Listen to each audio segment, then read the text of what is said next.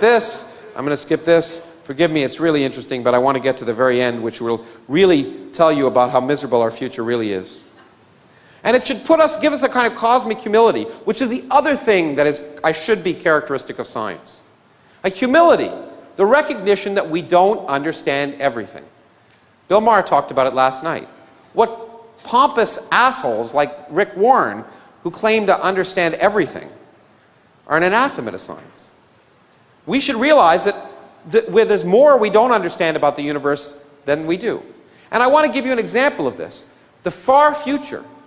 What's going to happen in the far future? Remember, 100 years ago, we thought we lived in a static, eternal universe. What will the future bring?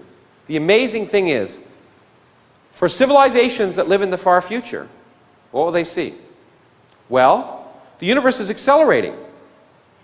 That means all the distant galaxies are getting carried away from us, and eventually they'll move away from us faster than the speed of light. It's allowed in general relativity. They will disappear. The longer we wait, the less we will see. In 100 billion years, any observers evolving on stars around and there will be stars just like our sun in 100 billion years, any observers on civilizations evolving around those stars will see nothing except for our galaxy, which is exactly the picture they had in 1915. All evidence of the Hubble expansion will disappear. Why? Because we won't see the other galaxies moving apart from us. So they will have no evidence, in fact, of the Big Bang. They won't see the Hubble expansion. They won't even know about dark energy, and I won't go into that. They won't know about the cosmic microwave background. It will disappear too.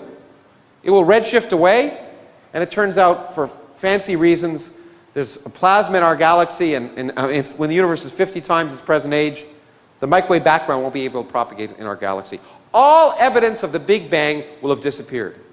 And those scientists will discover quantum mechanics, discover relativity, discover evolution, discover all the basic principles of science that we understand today, use the best observations they can do with the best telescopes they will build, and they will derive a picture of the universe which is completely wrong. They will derive a picture of the universe as being one galaxy surrounded by empty space that's static and eternal. Falsifiable science will produce the wrong answer. In fact, I want to end with the good news. We live in a very special time. The only time we can observationally verify that we live in a very special time. Okay, it's clear I'm being facetious.